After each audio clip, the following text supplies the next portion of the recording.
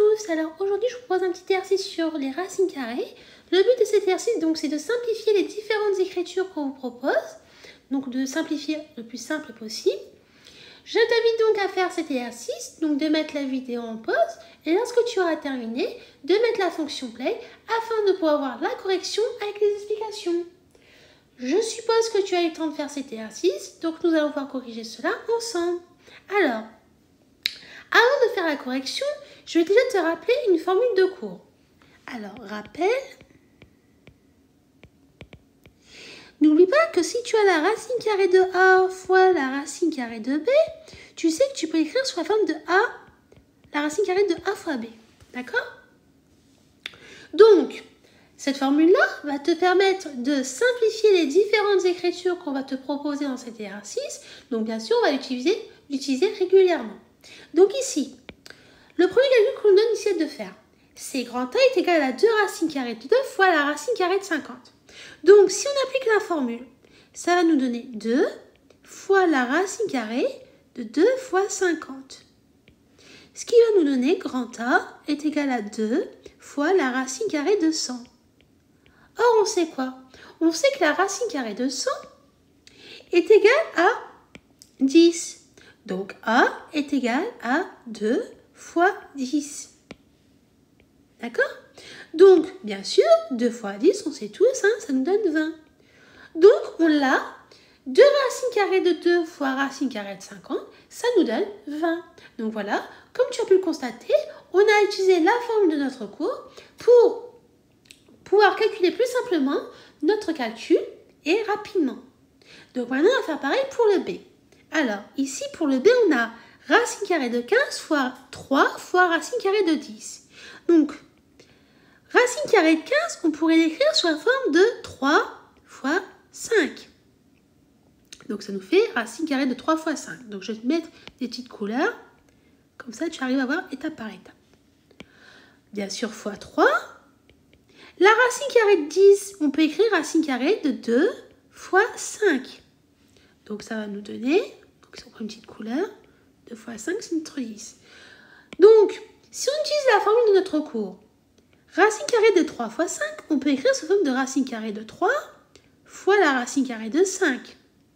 Donc ça, c'est notre cours. Bien sûr, fois 3, fois, donc pareil, on applique la formule de notre cours, racine carrée de 2 fois la racine carrée de 5. On remarque quoi? On remarque ici qu'on a racine carrée de 5 et racine carrée de 5. Racine carrée de 5 fois racine carrée de 5, c'est comme si on avait racine carrée de 5 au carré. Et comme tu sais, racine carrée de 5 au carré, ça nous fait 5. Donc on va pouvoir écrire grand B est égal à 3 fois 5. Pourquoi 5? Parce qu'on a dit que racine carrée de 5 fois racine carrée de 5, ça nous donne 5. Fois racine carrée de 3 fois racine carrée de 2. Pourquoi on les laisse comme ça? Parce qu'on ne peut pas simplifier plus. Donc, bien sûr, on sait que 3 fois 5, ça nous donne 15. Et là, ici, on va maintenant utiliser la formule de notre cours. Parce que comme on ne peut pas simplifier plus, on va les regrouper ensemble. Donc, bien sûr, en les regroupant ensemble, on va utiliser la formule de notre cours. Racine carrée de 3 fois racine carrée de 2, on peut écrire sous la forme de racine carrée de 3 fois 2. Ce qui va nous donner grand B est égal à 15 racine carrée de 6. Donc, là, notre calcul, on l'a terminé. Donc, le résultat final, c'est 15 racine carrée de 6. Ensuite, pour le C, on a C qui est égal à 2 racines carrées de 27 fois 6 racines carrées de 3. Donc, pareil, si on utilise la formule de notre cours. Donc, on va l'écrire 2 fois racine carrée 27, on peut l'écrire sous la forme de 9 fois 3. Donc, on va écrire 9 fois 3. Donc, ça correspond au 27. Hop. Fois 6, racine carrée de 3. Donc là, on va appliquer la formule de notre cours. Racine carrée de 9 fois 3, on peut l'écrire sous forme de 2 fois racine carrée de 9 fois racine carrée de 3. Et bien sûr, fois 6 racine carrée de 3. On remarque quoi? On remarque ici qu'on a racine carrée de 3 et ici racine carrée de 3. Donc racine carrée de 3 fois racine carrée de 3, tu sais qu'on peut l'écrire sous forme de racine carrée de 3 au carré. Et racine carrée de 3 au carré, ça nous fait 3.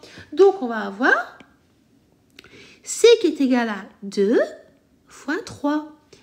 donc ici le 3, ça correspond à ce que j'ai mis en jaune, fois racine carrée de 9, on sait que ça fait 3. Donc on va écrire 3. Donc là, je vais mettre une couleur pour bien faire la différence. Fois 6. Et donc, là, on a juste à calculer. 2 fois 3 fois 3 fois 6, bah, ça nous donne 108. D'accord? Donc là, on a terminé encore une fois le calcul qu'on nous a donné pour le C. Maintenant, pour le D. Le D, on donne D est égal à 3 racines carrées de 2 fois racine carrée de 8 fois 2 racines carrées de 2. Donc là, on peut l'écrire aussi comment? Bon, 3 racines carrées de 2, on va le laisser comme ça.